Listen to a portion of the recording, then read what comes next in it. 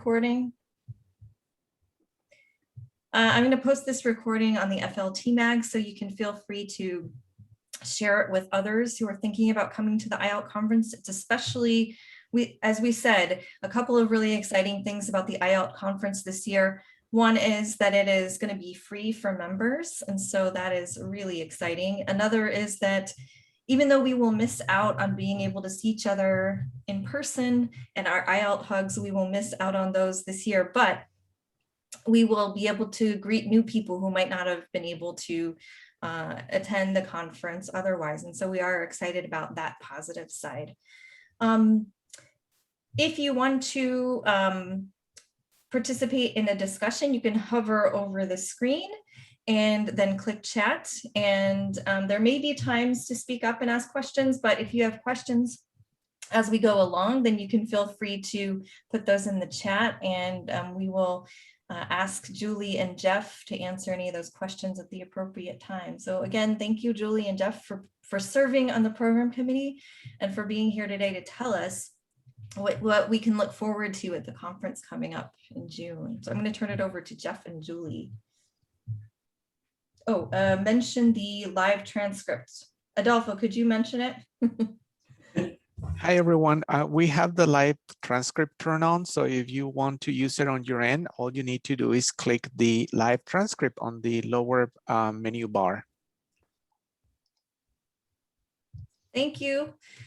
Now we'll turn it to Julie and Jeff. Thank you, Shannon. Hi, everybody. My name is Julie Evershed. I'm the director of the Language Resource Center at the University of Michigan. And hi, everybody. I'm Jeff Magato. I'm the director of the Amada Language Center at the University of Oregon, and like at least one other person in the room about to retire.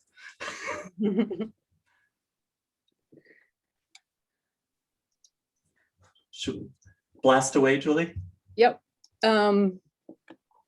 So yeah, obviously we haven't practiced this too much. Our transitions might be a little rough, but hang in there. It's a casual, friendly group. So the theme of our conference is resilience, transformation, and beyond. And as you all know, we have been through quite an intense year. It's been challenging and frustrating and anxiety inducing, but really what we're looking forward to is looking at the silver lining, looking at reflecting on all the transformation that has happened, all the changes that we've been making, and then thinking about what we're going to bring forward when we go back to face-to-face instruction. So I'm so excited. We have 116 proposals submitted to the conference. So we've got a ton of great content. And I don't know, Jeff, when you want to do the poll or the other things we talked about, but just feel free to jump in. Feel free to jump in. We thought one way we could start off today was just to sort of do a back to the future moment of a couple of years ago. For those of you who've never experienced an IALLT conference, we have a very brief slideshow that will hopefully bring back some pleasant memories if you happen to be there, and stir some excited imaginations for both the virtual conference that's going to happen in a couple months and the very much face-to-face conference that will happen a few years later after that. So without further ado, let me see if I can pop that into a window. And can you see that okay, Julie?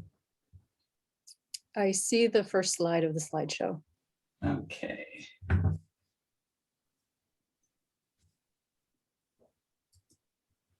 Not having any luck at the moment. Let me try again.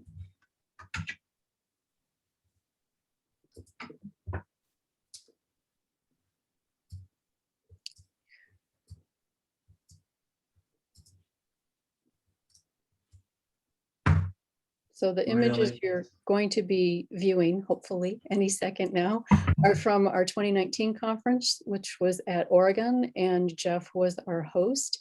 And it was a great conference. It was so much fun. As you can see, we had some craft workshops, a lot of great sessions, beautiful country. It was my first time in the Northwest, so I really, really enjoyed it.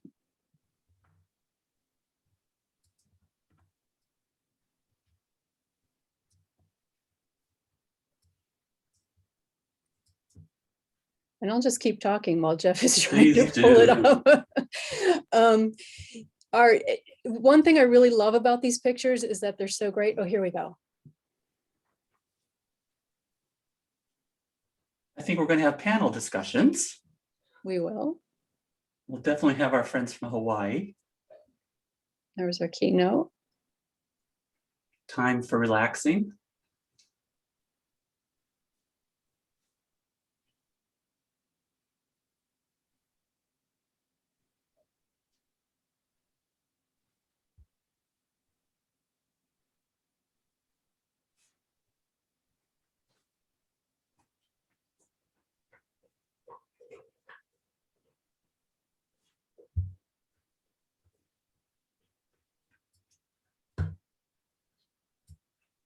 So the great thing about these pictures, for those of you who have not attended an IALT conference in the past, is you really get a sense of what it's like when we're in person.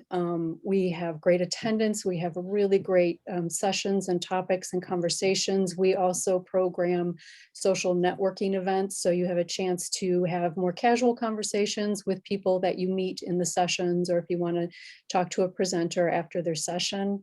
Yes, Trish, so many wonderful friends. It's just a really wonderful community. And I know I'm going to focus on the positive. We are sad we can't be in person in June, but as Shannon mentioned, it is an opportunity, especially for people who haven't attended in the past. This is such a low risk way of attending your first IALT conference. The cost is going to be reasonable. You don't have to worry about travel and hotel. And hopefully we've done the programming such that you'll be able to network and get to know some of us and get to talk with some of your colleagues, and most importantly, take things away from what other people are doing and bring them back to your own practice. And we can all fit in one room. It's that kind of conference. So whether that happens to be an auditorium or a virtual space, we're excited about, once again, having a room or a set of spaces where we can all be together. Should we launch into the poll, Julie? Yes, let's do that. So we thought that we'd start off today, especially for people who haven't participated in the past, to sort of give you a chance of A, telling us whether you're going to come, B, what you hope you get out of it, and C, I can't remember C, but for those of you who love or hate online polls,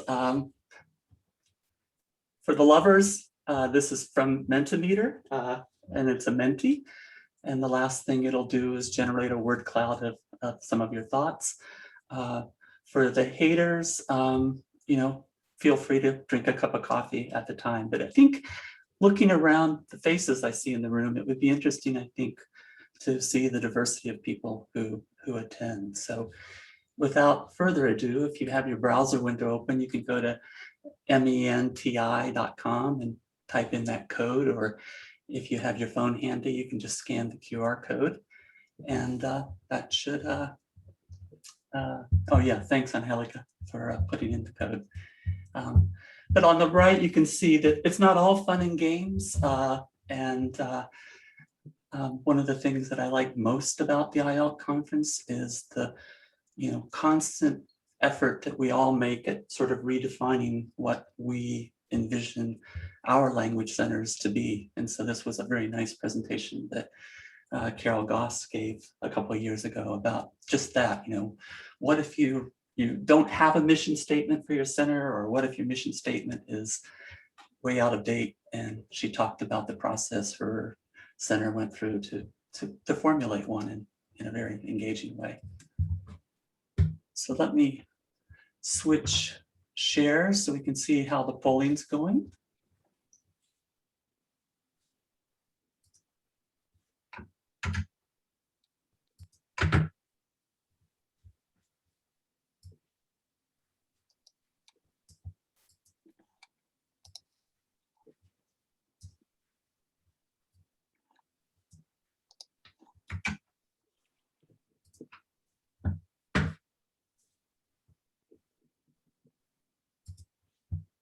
And Jeff, this is Adolfo. I answered question 1 and I got to a screen that says wait for the presenter to show the next slide.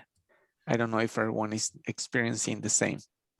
I think I turned that option on thinking that I would be faster than the attendees, but clearly I'm not today. But maybe if you haven't had a chance to vote yet, please feel free to do so. But it looks like by a very large margin, we have a lot of previous attendees. So by all means, use the chat if there's something that if you haven't attended before and something that excites you or confuses you. There's lots of people in the chat, as well as Julie and me, who can address those questions. Here's the next question, Adolfo. Trying to get a sense of how many conferences have you attended? And I think this is a session, I can't remember if it was just Felix or is this the panel that you did with Felix, Julie?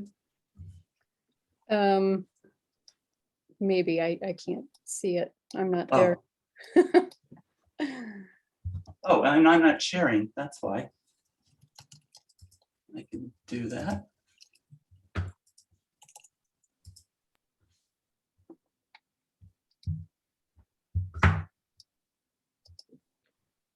I also wanted to mention, Jeff and I are obviously both language center people, and I know there's a lot of other language center people here, but IALLT is really composed of a variety of different people coming from different roles, all engaged in some part of the process of language learning, language teaching. So you might be an instructor, you might be an instructional designer, you might be a librarian, you might be all of the above. It really, no matter what your role is here, you will find someone else who at least partially also has that type of responsibility, which is really nice because so often on our own campuses, we're the only ones doing what we're doing, or we're one of a very small community of people. So I think that's why the community aspect is so great with IALLT, because you really can find the diversity of roles and how you might interact with language instruction, within the group. For those of you who don't know our past president, that's Felix Cronenberg from Michigan State University. And looking at that particular room, it's filled with language center directors. But I also know that there were 5 other sessions going on at the same time, and they were filled with, as Julie said, language teachers, curriculum specialists, assessment people. So it really is a conference that draws from a lot of different perspectives. So, great. There's one question in the chat, which is, can you share the cost for registration? Julie or Jeff, do you want to answer that? The cost for registering at the conference is free, but we do ask that you become a member of IALLT. And I think the cost, I can put the link in the chat to the IALLT membership. I think it's quite reasonable, and hopefully your institution will be able to help you with that.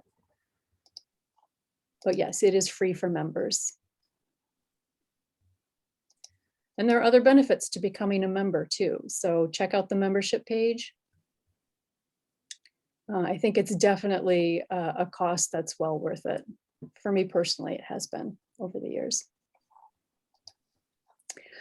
So, yeah, go ahead, Jeff. I was just going to say, I'm horrible at interpreting statistics, but if I look at this, I see that for those who attend more than 2, it seems to be quite addictive. And so if this is your first, beware, this could turn out to be the beginning of a long and beautiful friendship.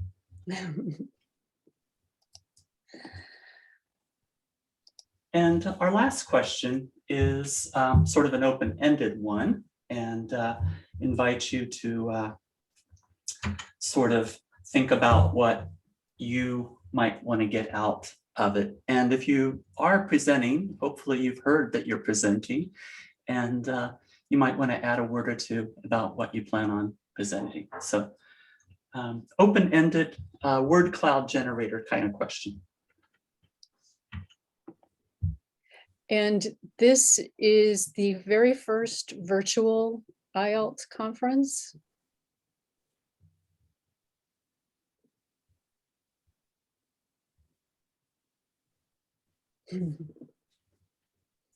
But in deference to my good friends in the Midwest, we have to admit that we were very much influenced by all the great results that IALLT has been able to obtain over the last couple of years. Yes, and they will be presenting on what they've done. And I think, yeah, I attended those conferences. They're really well done.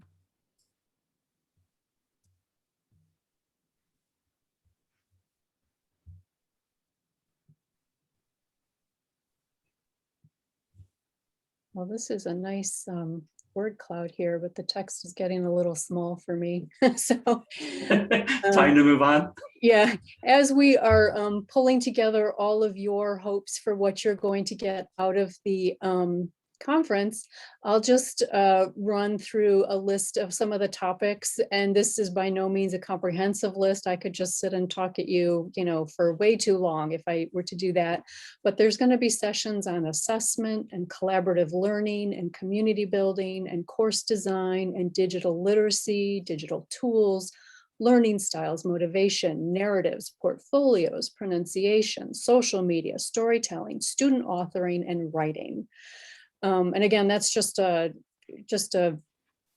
brief cross section of all the different topics that we're going to have. And a majority of the sessions of the proposals submitted are dealing with people's experiences over the past year. Not everything is, but a large portion is. So I think it really fits in well with our theme. And I think everybody is ready to start thinking about reflecting on the practice, what we've been doing, what really has worked well, and what we want to carry forward as we move into the fall semester or spring, summer. Jeff, do you want to start talking about the types of sessions we're going to be having? Yeah. So in terms of format, we've tried to keep the best of what we were able to do face-to-face, and of course, think about all the affordances that virtual offers. So our three main presentation types are going to be 15-minute sort of flipped sessions where we're asking presenters to do a short video and then come together with 2 or 3 other like-minded folks and sort of as a group represent, whatever theme that we were able to identify they each have in common. That's going to be the lion's share of presentations. I think we had over almost 80 submissions for that. Is that right, Julie? Close to that, yeah. What else? We're going to have live panel presentations. So And we can't hear you, Julie. oh, can you hear me now? Yeah. Okay, great. We're going to have live panel presentations. So we've given people 50-minute slots to discuss their different ideas and activities. And we will be scheduling concurrent panel sessions, but all of the panel sessions will be recorded. So that's another silver lining. If you can't attend all the panels that you want to attend at a certain time slot, you will be able to view recordings after the fact. And last and certainly not least are our poster sessions, which I'm looking forward to doing because I'm going to do one myself. And I think we have around 15 currently scheduled. And the idea there, as with poster sessions, is to give the presenter a chance to talk maybe a little bit more intimately with those who are interested in his or her topic. And we'll be showing you in a second how these are all going to be scheduled.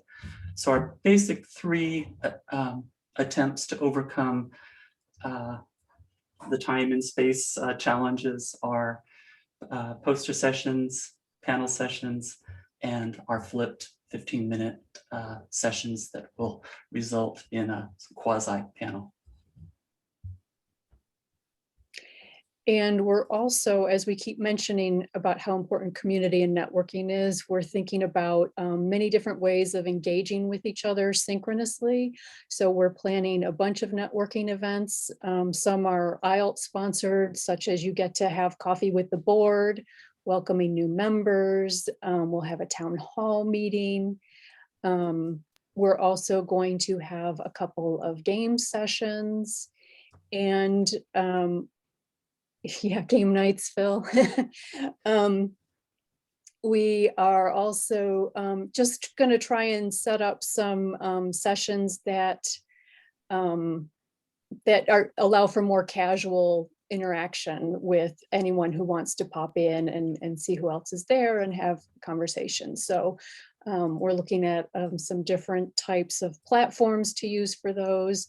I think we're talking about a let's play session where we check out different tools, different online tools, and jump in and see what kinds of functionality they have. So really, for not being in person, I'm pretty excited about this online conference and what potentials it holds. We will also have exhibitors at the conference too. So if you're interested in connecting with a particular product or exhibitor, that will be an option as well. There are a couple of questions in the chat, Julie. One is from Maria. She says, will the conference platform be hosted on Zoom or elsewhere? The main sessions will be in Zoom. We will also have an app that organizes everything. So you will only have to go to this one app and you will have links to the different Zoom sessions and all of, if we're using any different platforms, to those sessions as well. So we're trying to keep this tightly organized so it's not confusing, hopefully. That's the goal. And then the other question is, when are you planning to have the entire schedule in place? Sorry if I missed that bit. And I know that this is a really challenging process, especially this time, because we're going to be having people joining from all kinds of time zones, like what Jeff is showing now. Yeah. Julie, I put the schedule up if you want to talk a little bit about it now. So the entire schedule will be in place in April. And just to give you an idea of the challenge of scheduling, we literally have presenters from all over the planet.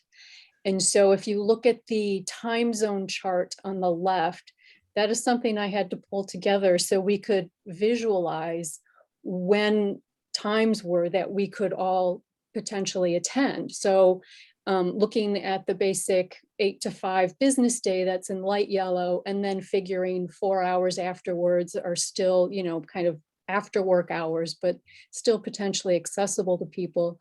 And then if you look at the green bands going across, most of us as organizers are in the Eastern time zone of the United States. So if you're looking at between 9 a.m. and 12 noon Eastern time, we plan on scheduling a bunch of session content in that block, and you'll see it will hit 1, 2, 3, 4 different time zones. And then having a smattering of different types of sessions in between, but then looking at an evening block from about 6 p.m. to 10 p.m. Eastern time. And that will be more convenient for our colleagues who are in Asia, West Coast, and Hawaii. So that's just to give you an idea of kind of how challenging it's been to try and figure out what to schedule for when. It's why we asked presenters for your time zone when you submitted a proposal. And so on the right is just a draft schedule.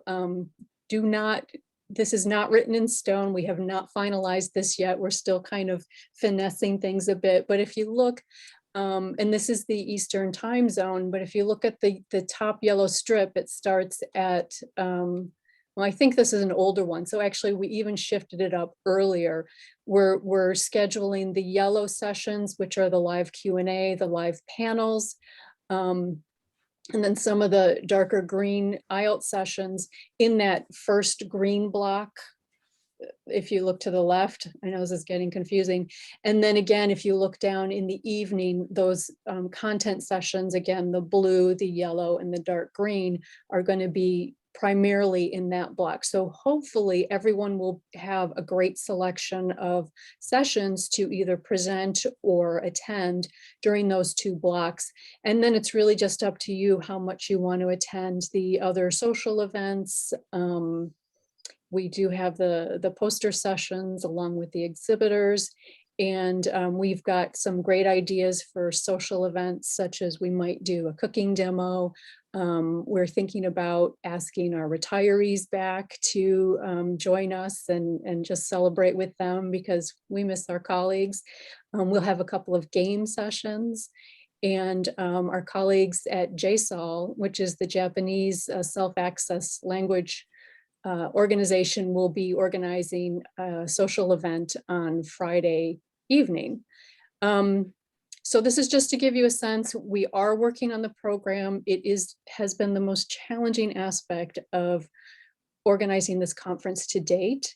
So please have patience with us, and we hope to have a finalized schedule in April for you. And we will definitely be sending out announcements via our listserv, via our social media, and any personal emails that we have. Like all the presenters will get a direct email on that too, and the webpage. So keep your eyes peeled for announcements in those various venues. There was one more question that came up, which is how long should the recorded session be? I assume that means, I'm not sure which type of presentation, but maybe you can answer that. Right, I'm assuming that's for the 15-minute recorded session, so that should be 15 minutes. Or at least not more than 15 minutes. And then you will have an opportunity to have a live Q&A session with some other presenters so that people will have a chance to come pop in, ask you questions, or just discuss your topic a bit more.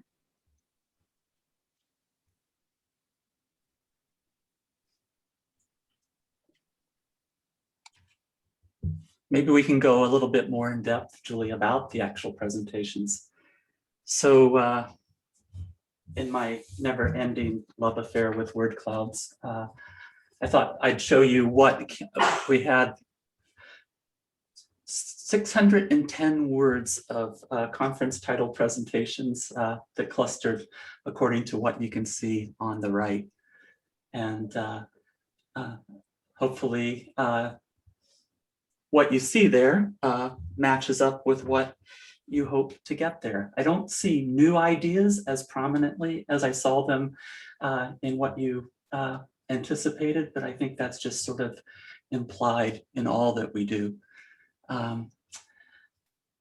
The list as a sort of general list is probably not surprising to those people who've attended 4 or more IALLTs. You know, technology, of course, is subsumed in all that we do. I think what, you know, is kind of interesting and certainly has been an emerging trend the last 4 or 5 years as language centers themselves morph is, you know, the real emphasis on learners, place of learning, type of learning, and of course, methods of learning. And so for me, what stands out there is not just the modalities. I mean, online wasn't a choice that many of us rushed towards. It was what we were given. And certainly that's what's on the minds of, I think, at least half or more of the abstracts we received. But maybe, Julie, you and I can talk about some sessions that caught our eye and invite folks in the audience to do likewise. Yeah, especially if they plan on presenting. Absolutely. I, of course, am particularly interested in all sessions related to language centers, in particular how they transition to the online format. Excuse me. But the U of M LRC has recently been dabbling in translation activities and incorporating those into the language curriculum. And of course, with the past year, academic integrity and machine translation has been a huge topic that just keeps coming up again and again. And so we do have a session, a panel session, where they're going to discuss online translators. So I'm definitely going to hit that panel session. I also saw the word ludic in 3 different presentations, and I see Phil's in the audience. Maybe he wants to explain that.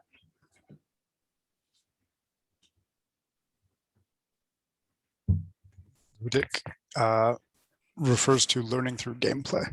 Is the super brief explanation there? Play a game, learn a thing. Want to go one step further, Phil? So I think you have 3 intertwined presentations along those lines. Oh, Lord, I do. But they're all based around playing games. So I don't remember if John used the word ludic in our descriptions, so I'll throw him under the bus and say that I prefer game-based or gameful play and gameful pedagogies, which is to say that if you build the artifacts around a game, then your students can learn lots of things. Or if you design a game with your language goals in mind, then students can also learn by playing the game. And then sometimes you play a game and it doesn't matter if it's in your target or native language. And then you discuss it in your target language and you learn that way. And those are the bullet points for the 3 sessions that I'm running. But mostly it's about playing games with y'all. So I'm done. Awesome. Thanks for taking the heat, Phil. I threw you under the bus. And as someone who has played games with these guys, I highly recommend attending their sessions. This past summer, we were trying to think of more engaging ways to for activities in the online classroom. And so my staff said, well, let's play a board game online on Zoom. And I just thought, I was truly skeptical. And thank you to John for being our fearless leader. And he got the board game and got the camera set up. And we just had a great time with it. And who knew you could play a board game and have fun over Zoom?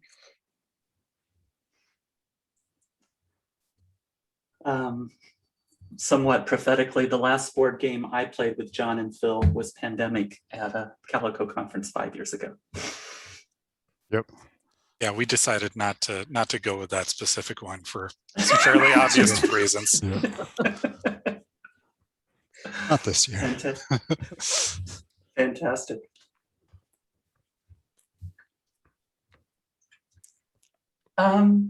Maybe we should talk, Julie, a little bit about what our keynote speaker is going to talk about. Absolutely. I am so excited about this topic. I actually attended a webinar on self-access learning. It seems to be pretty big in Japan, and our keynote teacher is living and teaching in Japan. And I think it is just, they have a really fascinating way of approaching language learning and student autonomy and how to learn a language. So do we want to play the video now, Jeff? Yeah, we asked Joe to send along a little preview of what she's going to talk about. So we hope you can all hear, and we hope that Jeff remember to turn on his audio and share sound. Yeah, okay. Hi everyone, my name is Jo Maynard and I'm the director of the Self-Access Learning Centre at Kanda University of International Studies in Japan. So the building behind me is where I work, and I'm going to show you inside. Okay, so here we are inside the building, and as you can see, in normal circumstances, it's a busy, lively social space where a lot of learning takes place. And in my talk, I'm going to talk specifically about how we support this learning outside the classroom in a centre such as this. So the title of my talk is Supporting Language Learners Beyond the Classroom, What Have We Learned from the Shift to Online Learning Environments? So firstly, what I'll do, I'll describe what we normally think of as supportive elements of a learning environment in the physical environment. So normally we would have spaces for students to practice the target language.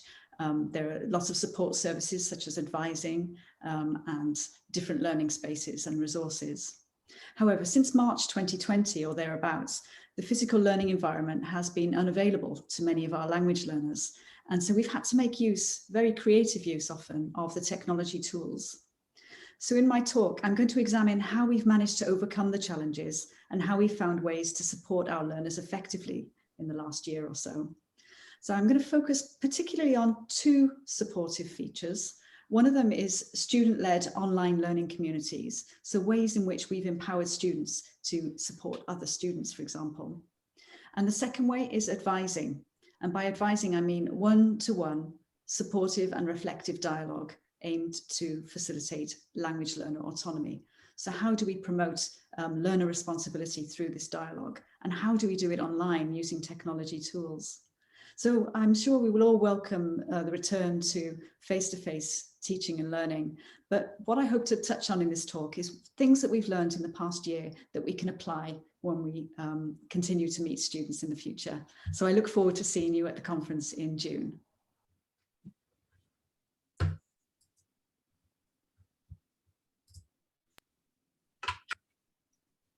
And we certainly want to acknowledge our colleague, Betsy Lavalette, who's, I believe, a colleague of Joe's and who brought Joe to our attention and has facilitated all of the logistics of getting Joe to appear.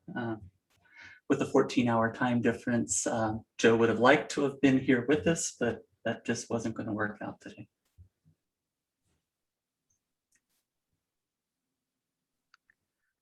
So I guess that's really it for our prepared, as much as they were our prepared presentation. But we would love to hear from you all if you want to talk about what you're looking forward to, if you want to promote a session you're going to be giving, if you want to talk about great times at past conferences. We're just going to open it up to the floor here. I'll just say quickly that I really want to encourage everybody to not skip the social events, because those are the places where the unexpected collaborations really come out.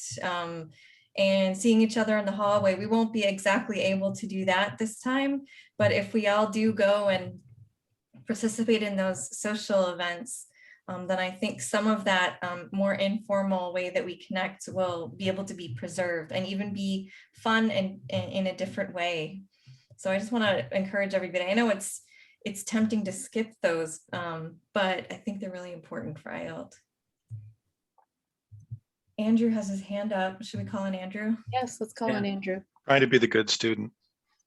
I just wanted to give a shout out to the program committee for all of their amazing work in getting this conference ready in such, unprecedented, there's an overused adjective, times, and how hard they've worked to make a cohesive, interesting, conference model that I think has a lot of potential for smaller conferences as well as we move back to hopefully face-to-face. So yeah, my sincere thanks to everybody who's worked so hard to make this possible, and I'm looking forward to seeing all of you at the IALLT conference, and yeah, to welcoming everybody into the family. If you haven't been in the family already, you'll never get back out. Kind of like the mafia, like that. Definitely. Julie, will you tell us the people who are on the committee? Yes. So it's myself and Jeff Magato and Stacy Powell and Natalie, and I've never had to pronounce her last name. Does anyone know how to say it? Etsavolu. Etsavolu, thank you.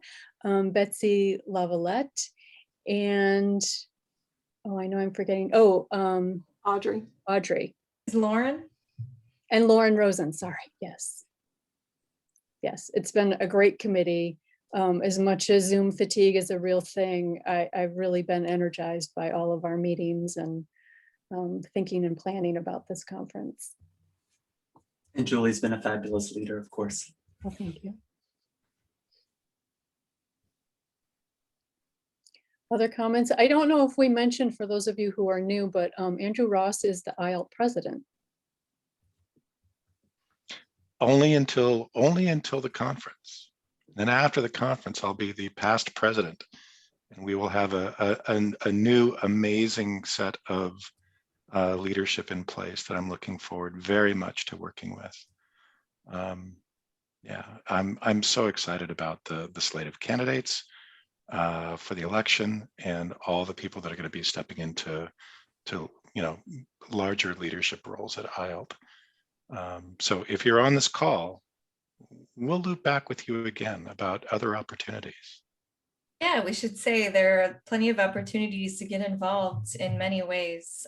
So if you're interested, we'll definitely be happy to welcome you in that way as well. So we have a comment from Sherry, who handles the IALLT social media for Facebook and Twitter. And she is curious to know if you would tell us what might be helpful to see on social media related to the conference. Hi, Sherry. So feel free to raise your hand or put something in the chat if you have some ideas or suggestions on what would be helpful for publicizing the conference on social media. And certainly share, everyone here who's here should share any information that you have with colleagues who would be interested in joining us.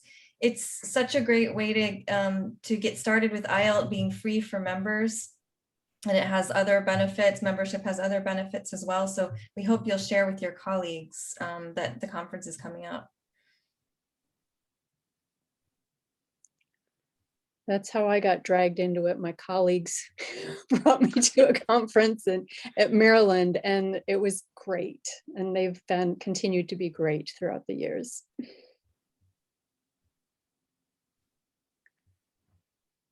So Andrew, you have a suggestion on presentation spotlights or teasers of the Yeah, sessions? so the keynote is going to be absolutely amazing, and I'm really looking forward to it. There's so much talent in IALLT and at the conference that it might be fun to kind of tease some presentations that we think people might be interested in seeing, whether that's in tracks, or obviously we want to be equitable about that. But if you're interested in X, hey, there's a presentation on that you might want to come to the conference and sit in on. So just food for thought. Great idea. And Jeff says maybe promote the various types of sessions, formats, and lengths. That's absolutely something we can think about. Yes, Shannon, grad students, absolutely drag your grad students here, encourage them to attend. I can't think of a more supportive professional group for grad students who are interested in any aspect of language learning, language and technology, language centers. And Shannon has a great mentorship program that she's been doing this past year. Oh yeah, and we'll have a session on the mentorship program. We'll have a new cohort starting after the conference. It's mainly for graduate students, but there may be other people who we open it up to. We haven't quite decided on all the details yet for the next cohort, but that's another membership benefit. And so if you have, especially if you have graduate students, that would be a great program for them to get involved with. And John's totally right. A great first conference to present. It's such a friendly group, but also so professional.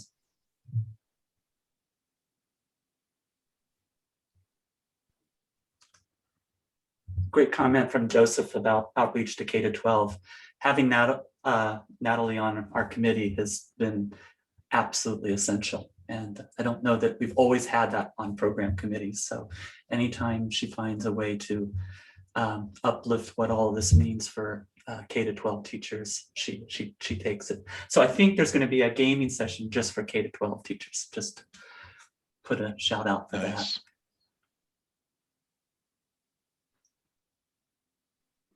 Oh, Harinder, that's a really good idea. We have to think not only about reaching out to graduate students and new language center directors and folks who are new to IALLT, but there's a real need globally to socialize what we do upwards within our administrations so that people understand what the impact of a language center can actually be at an institution. So yeah, by all means, reach out to department chairs, deans, whoever is whoever is in your chain of command that you think might benefit from attendance at an IALLT conference. Also, I was going to say that even though I don't work in a language center, I'm a faculty, kind of more run-of-the-mill faculty member. I found it so useful to have connections to the language center directors because they tend to know all the best people at their institution. And so they can help you make so many connections. There are so many ideas that they have access to because they know what's going on in their institution. So it's a great way to network, to have those language center directors in your network.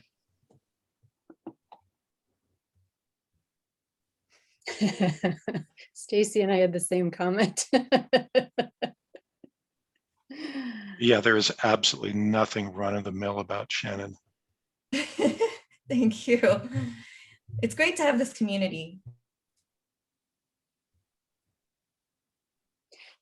Teresita, you have a question? Hello, everyone. Yes, I do.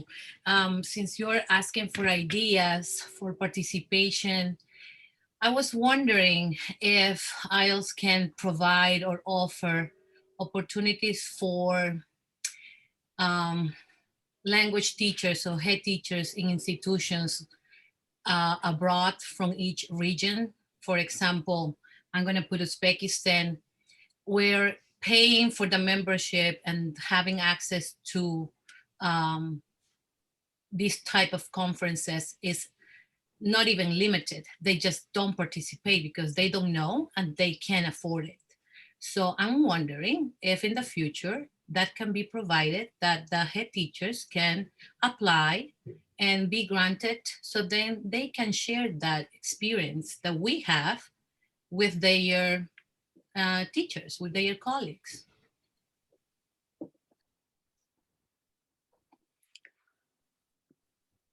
That Stacey, we are going to have some, Stacy, do you want to tell us a little bit about the normally are travel grants, but we're going to be redoing them. I don't think we've announced them yet, but maybe you can tell us a little bit about it, that Stacy.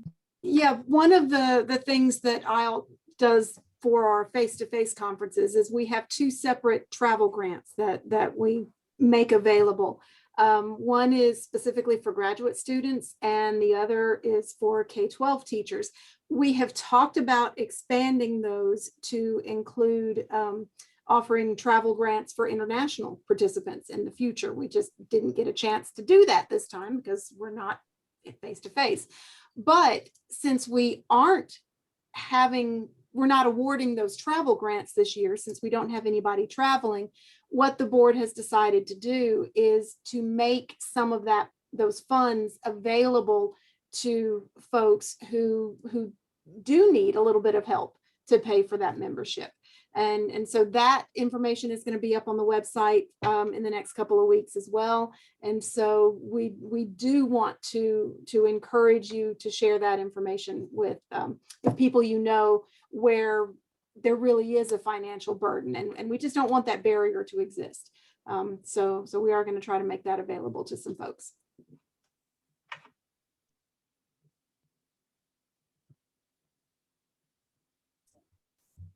Awesome. Thank you. I appreciate it.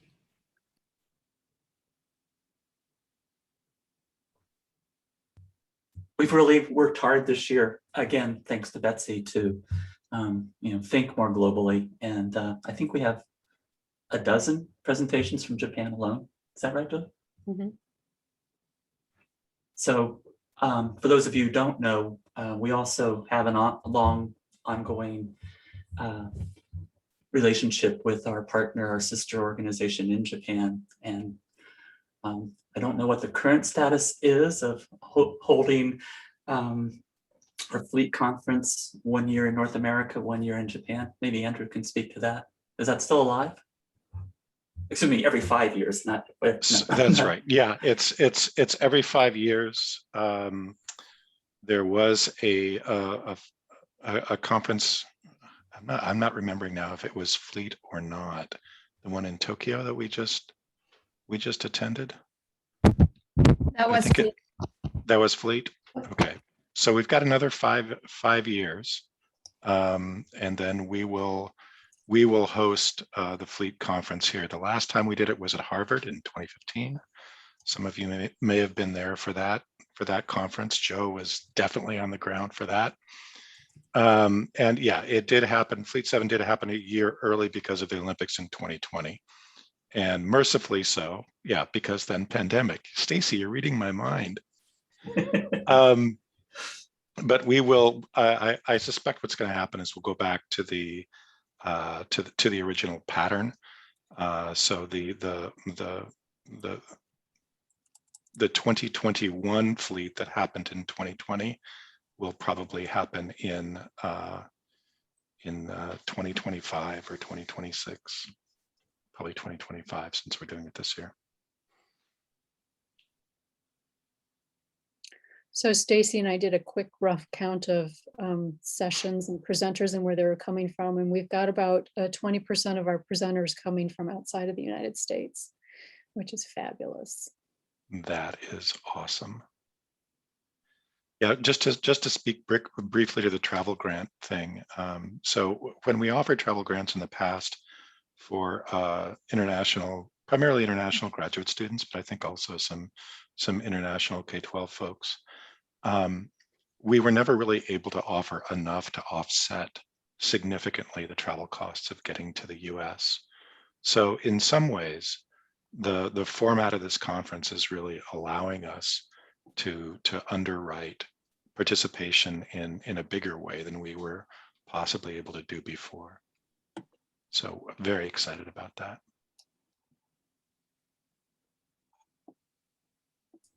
And as a non-board member, I'd like to say kudos to the board for having the vision to make this conference the most accessible one we've ever had. It's a pretty great board.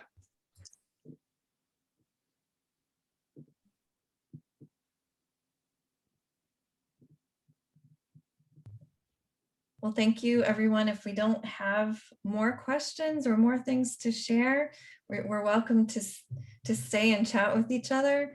But we are so much looking forward to seeing everybody at the conference in June. Thank you so much to Julie and Jeff, especially today, and Stacy and Andrew for sharing with us what we should expect in June. I know I'm really looking forward to it. I think everyone is, so thank you.